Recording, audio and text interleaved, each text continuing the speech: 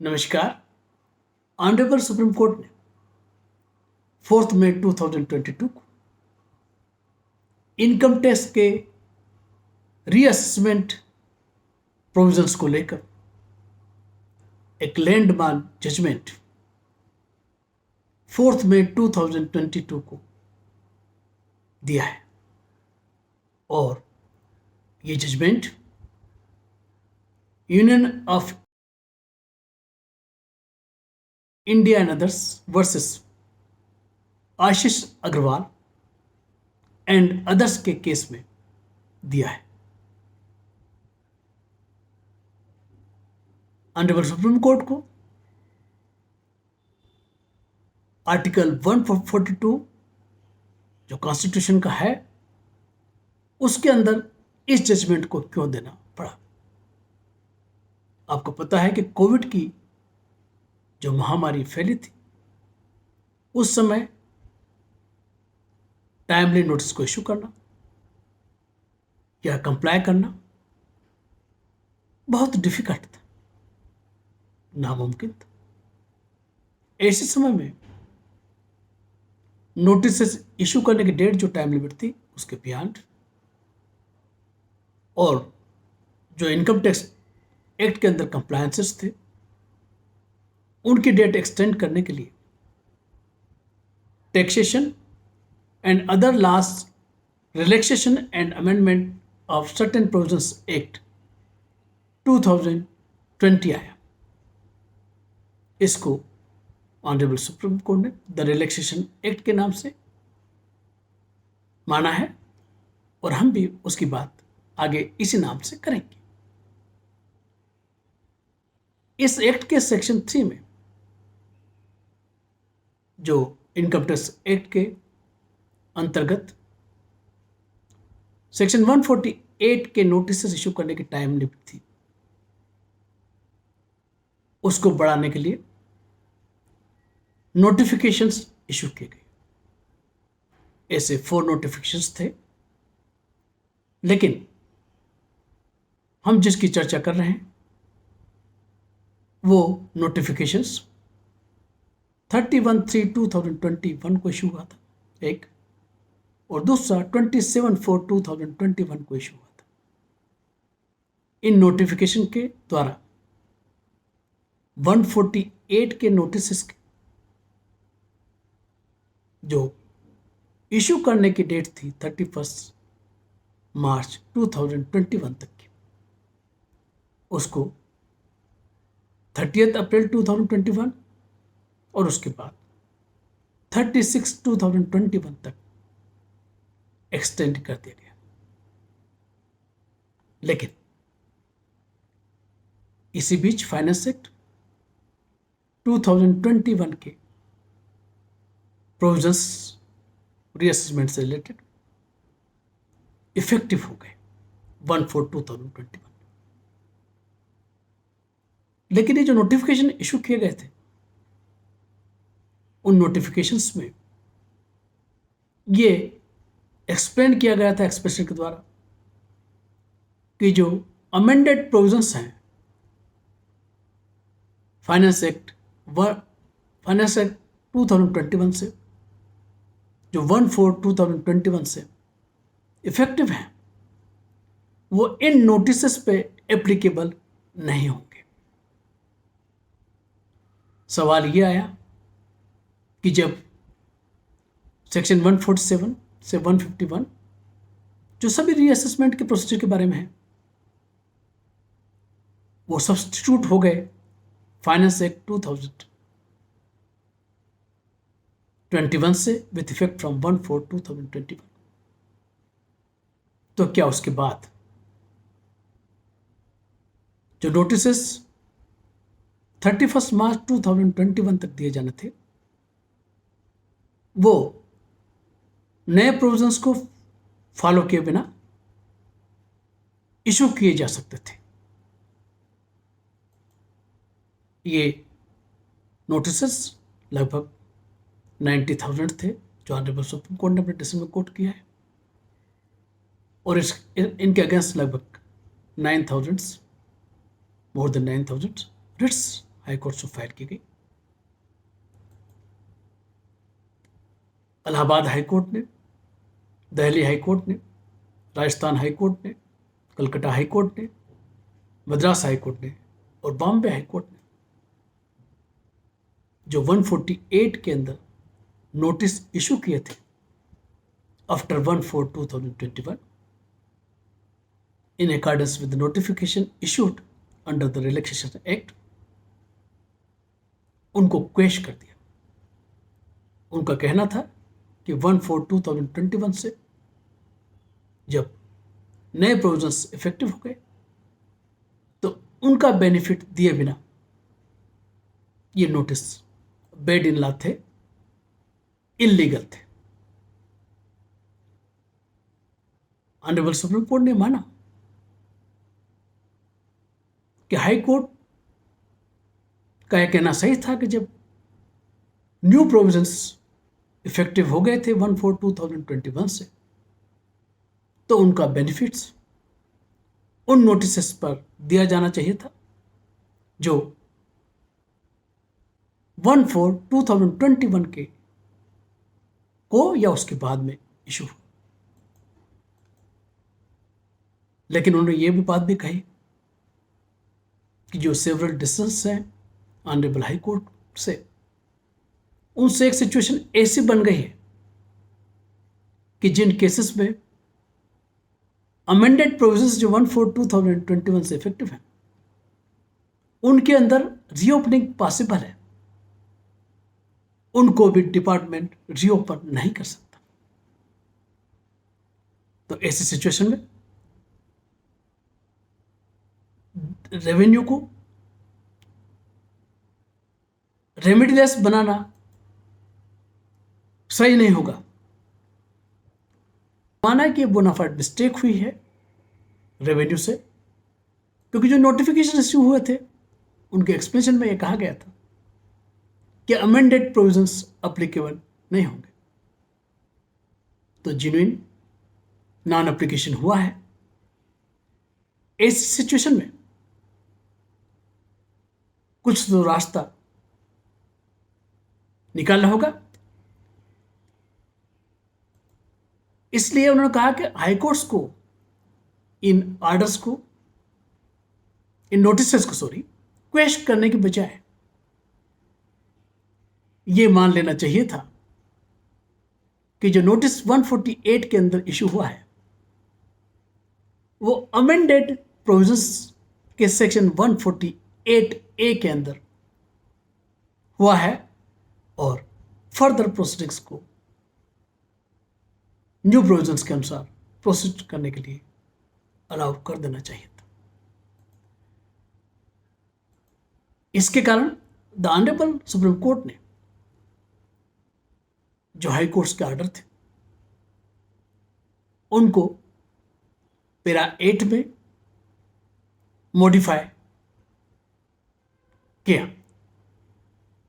उनने पैरा 8(1) में सबसे पहले यह कहा कि जो भी नोटिसेस 148 के अंदर इशू हुए हैं जो 31/3/2021 के पहले इशू होना थे, लेकिन नोटिफिकेशन के बाद नोटिफिकेशन के कारण 1/4/2021 या उसके बाद इशू हैं, उनको यह माना जाए कि वो सेक्शन 148A के अंतर्गत डिम्ड नोटिस है। 148A नया प्रोविजन है जो 1/4/2021 से इफेक्टिव हुआ। इसकी फर्दर चर्चा हम बाद में करेंगे। और ये मान लिया जाए कि जो 148 का नोटिस है वो सेक्शन 148A(B) का शो कास्ट नोटिस है। उन्होंने डायरेक्शन दिया कि चूंकि 148 का जो नोटिस है वो 148A(B) का शो कास्ट नोटिस ट्रीट कर लिया गया। Assessing officer within 30 days from the date of order, judgment कब हुआ 4 मई 2022, उसके विद इन 30 days जो भी इंफॉर्मेशन है, मटेरियल है, जिसको रिलाय करके 148 का नोटिस दिया था, वो एसएससी को अवेलेबल करवाएंगे, जिससे एसएससी विद इन 2 वीक्स उनका रिप्लाई फाइल कर सके। तो ऑनरेबल सुप्रीम कोर्ट ने कहा कि 148 का नोटिस 148 ए बी का शोकास नोटिस हो गया, लेकिन उस शोकास नोटिस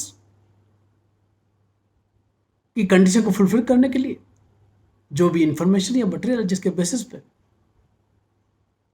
148 का नोटिस हो गया था, वो असिस्टिंग ऑफिसर को, एसएससी को प्रोवाइड करना होगा। असिस्टिंग ऑफिसर को विद इन 30 days फ्रॉम 4 मई 2022। और जब उनने ये इंफॉर्मेशन मटेरियल प्रोवाइड कर दिया एसएससी को, तो एसएससी को 2 वीक्स का टाइम मिलेगा उसका जवाब देने का। तो चलिए 148 ए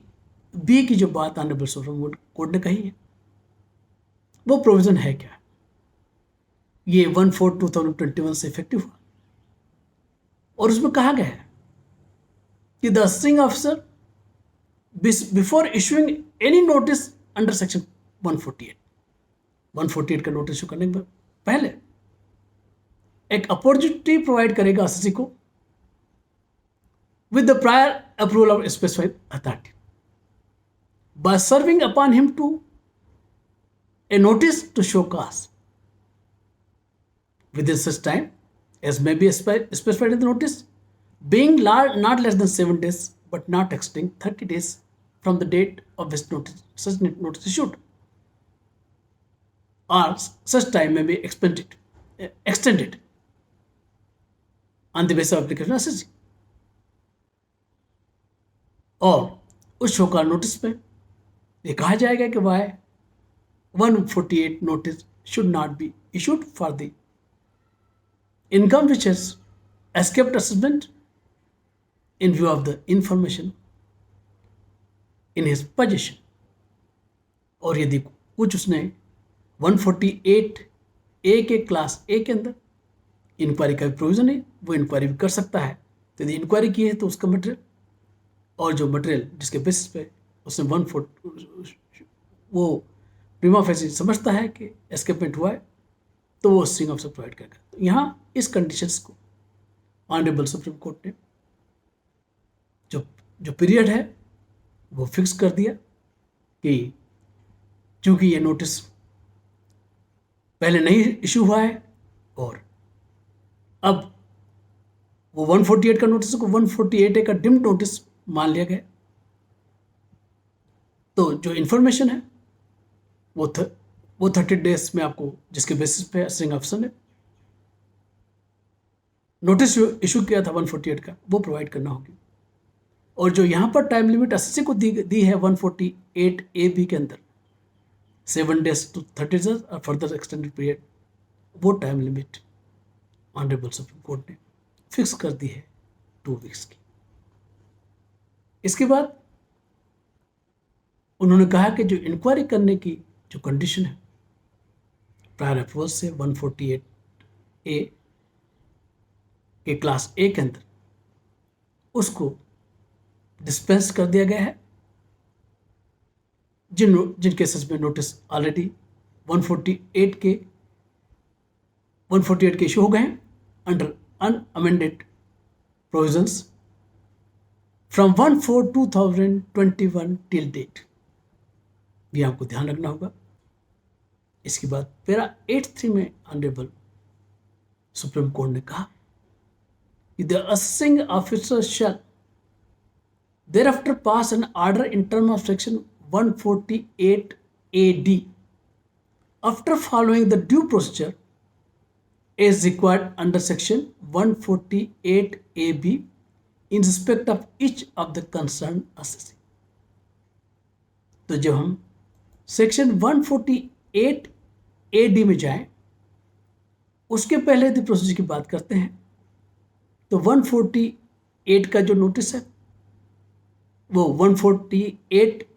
ए बी का नोटिस हो गया, show cause notice, information provide कर दी, उसका असेसी जवाब देता है विद इन 2 वीक्स,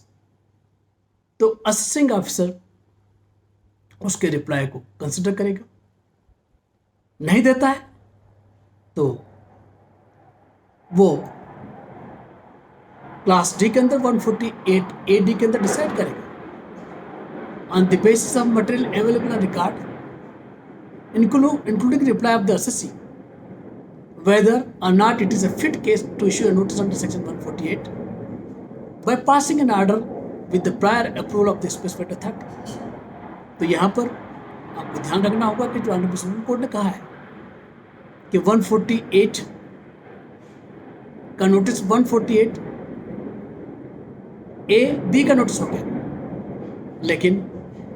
असेसी उसका जवाब देता है। उसको कंसिडर करने के बाद आपको ऑर्डर पास करना होगा कि क्या ये केस फिट है for issue of notice under section 148, और उसमें भी आपको स्पेसिफाइड अथॉरिटी से अप्रूवल लेना होगा। और ये भी ध्यान रखना होगा कि ऑर्डर के लिए भी 148 ए डी के अंदर टाइम लिमिट प्रिस्क्राइब्ड है। ये with in 1 month from the end of the month is which the reply is received by assessing officer. Assessing officer जब रिप्लाई रिसीव करता है असेसी से, यदि उसने रिप्लाई दिया है तो उस मंथ को छोड़कर with in 1 month from the end of that month उसको ऑर्डर पास करना होगा। और यदि असेसी ने उसका जवाब नहीं दिया है तो within 1 month from the end of the month in which time or extended time allowed to furnish reply expires. और यदि जवाब आपने दिया था, टाइम दिया था, एक्सटेंडेड टाइम के दिया था, तो वो जो टाइम है, जिस समय टाइम या एक्सटेंडेड टाइम दिया था, वो उस मंथ के अंदर ख़त्म होता है, उसके एंड के विद इन 1 month आपको 148 ए डी का ऑर्डर पास करना होगा। तो ऑनरेबल सुप्रीम कोर्ट ने कर दिया कि ये प्रोसीजर आपको फॉलो करना होगा, 148 ए डी का ऑर्डर पास करना होगा। इसके बाद उन्होंने जजमेंट के पैरा 84 में कहा कि all the defences which may be available to assessee under section 149, 149 के अंदर टाइम प्रिस्क्राइब्ड है कि कितने समय में कौन सा नोटिस आप इशू कर सकते हैं। तो उन्होंने कहा all defence which may be available to assessee under section 149 and or which may be available under the finance act 2021, यहाँ पर फाइनेंस एक्ट 2021 की बात कही गई, and in law and whatever rights are available to the assessing officer under the finance act 2021 are kept open and are shall continue to be available. And so उसकी हम बात करेंगे कि कौन से डिफेंस असेसिंग ऑफिसर और assessee को available है। तो यदि हम अमेंडेड सेक्शन 149(1) में जाते हैं, क्योंकि वही प्रोविजन अप्लीकेबल होंगे, तो वहां पर कहा गया है कि no notice under section 148 shall be issued for the relevant assessment year if 3 years have been elapsed from the end of the relevant assessment year unless the case falls under class B। तो कहता है कि पहली condition ये है कि जब तक क्लास बी की कंडीशन में नहीं आता तो 148 का नोटिस नहीं इशू हो सकता after 3 years from the end of the assessment year के खत्म होने के बाद। यदि इसके beyond up to 10 years, not more than 10 years, have elapsed from the end of the relevant assessment year, unless the assessing officer has in his possession books of accounts or other document or evidences which reveals that the income chargeable tax represented in the form of asset which have escaped assessment amounts to or is likely to amount to 50 lakh rupees or more for that year। तो class B में यह कहा गया कि यदि 3 साल से ज़्यादा from the end of assessment year खत्म हो गए, और up to 10 year from the end of assessment year यदि 148 का नोटिस इशू करना है तो आपको असेसिंग ऑफिसर के पास ऐसे books of account, document, evidence होना चाहिए जिसके बेसिस पर यह पता चले कि उस असेसमेंट ईयर के अंदर 50 लाख की इनकम एस्केप हो गई है, लाइकली एस्केप हो गई है। तो यहां पर एसएससी को ये अवेलेबल होगा, एसएससी को ये कहने का हक होगा कि आप जिस समय 148 का नोटिस इशू कर रहे हैं उस फाइनेंशियल ईयर से आपको टाइम लिमिट काउंट करना होगी within 3 years from the end of assessment year, या beyond the 3 year from end of assessment year up to 10 year from the end of assessment year. तो यहां पर SSC को जो बेनिफिट मिला वो ये है कि अनअमेंडेड प्रोविजंस के अंदर 6 years तक का असेसमेंट रीओपन हो सकता था नॉर्मल सिचुएशन में। यहां पर वो बियॉन्ड 3 years सिर्फ तभी अवेलेबल होगा तब कि एस्केपमेंट ऑफ इनकम का 50 लाख या उससे ज़्यादा है, और इसके बाद उसके साथ भी कंडीशन है कि वो असेट से रिप्रेजेंटेड है, और असेट भी डिफाइंड है, immovable property being land or building,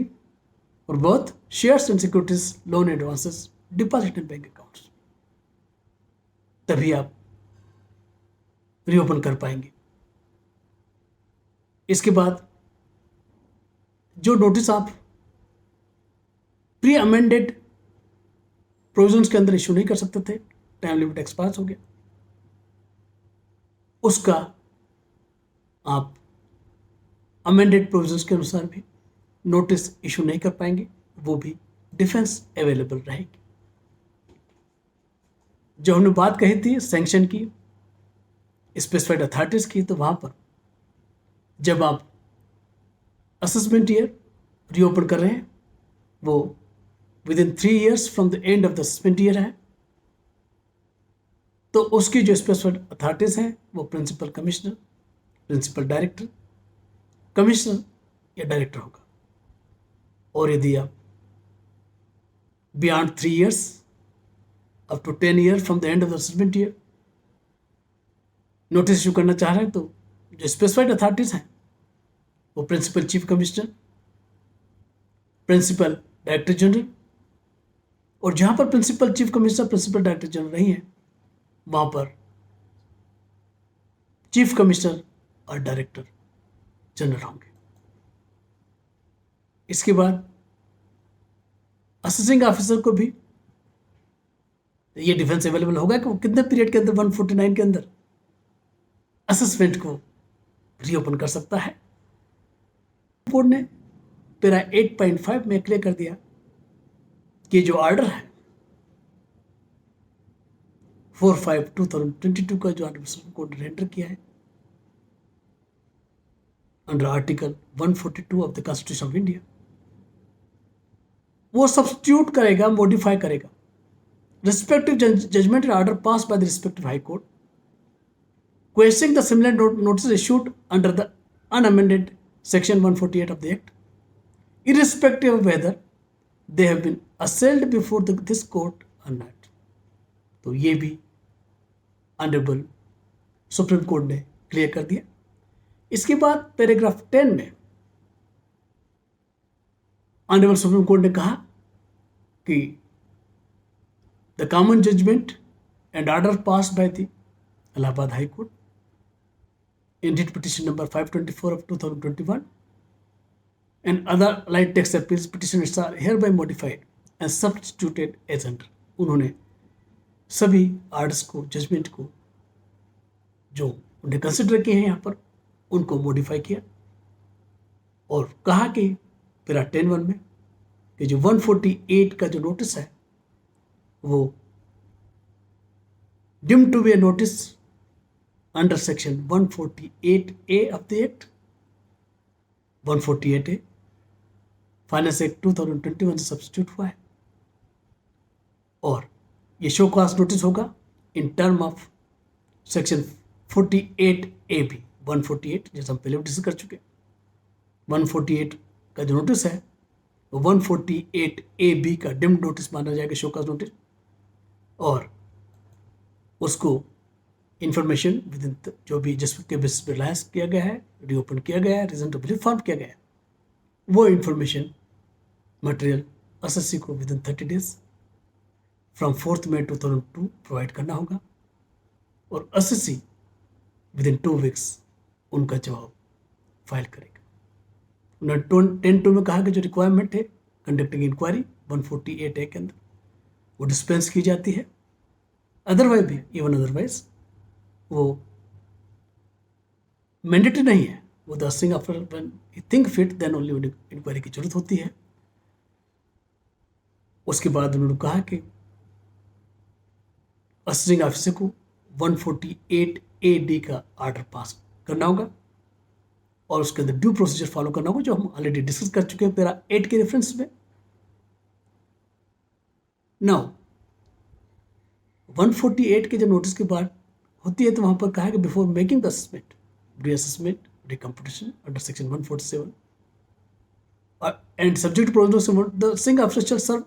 on the assessee notice along with the copy of order passed if required under clause D of section 148A। तो उसके बाद यदि 148AD के अंदर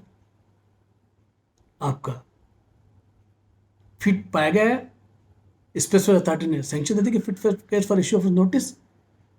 सो ऐसा नोटिस बिना इंफॉर्मेशन के इशू नहीं होता है। लेकिन यहाँ पर यह भी क्लियर कर दिया गया है कि जब आपने अप्रूवल ले लिया है 148D के अंदर, आपको स्पेशल अथॉरिटी ने आपके ऑर्डर को अप्रूव कर दिया, इसके बाद भी आपको यहाँ पर स्पेसिफाइड अथॉरिटी का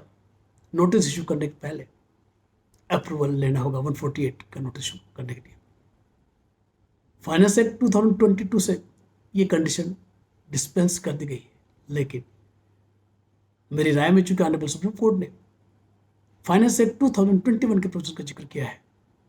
तो यहाँ पर 148 इशू करते समय भी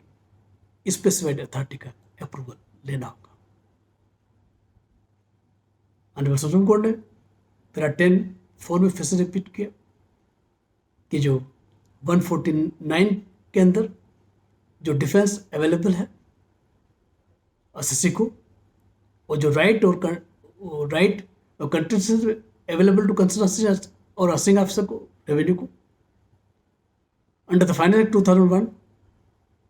and in last shall continue to be available. Finally honourable supreme court ने कहा कि the present order shall be applicable pan India and all judgments order passed by different high courts on the issue and under which similar notices which were issued after 1/4/2021 issued under section 148 of the act are set aside and shall be governed by the present order and shall stand modified to the aforesaid extent. Further, Honorable Supreme Court ने कहा कि the present order is passed in exercise of power under Article 142 of the Constitution of India, so as to avoid any further appeal by the revenue on the very issue by challenging similar judgments and orders, with a view not to burden this court with approximately 9,000 appeals. We also observe that present order shall also govern the pending writ petitions pending before various high courts in which similar notices under section 148 of the act issued after 1/4/2021 are under challenge. यदि मेरा ये video अच्छा लगा, न भी लगा तो भी अपनी राय जरूर दीजिए, और इस वीडियो की लिंक अपने साथियों तक शेयर कर दीजिए, ताकि उनके दिमाग में जो ऑनरेबल सुप्रीम कोर्ट के इस लैंड बाउंड डिसीजन को शंकाएं चल रही हैं, उनका कुछ हद तक समाधान हो सके। लेकिन यहाँ मैं क्लियर कर देना चाहूँ कि जो मैंने एक्सप्रेशन यहाँ पर दी है वो मेरी अंडरस्टैंडिंग है प्रोविजंस ऑफ द एक्ट की और ऑनरेबल सुप्रीम कोर्ट के डिसीजन की, ये फाइनल नहीं है। थैंक यू, धन्यवाद।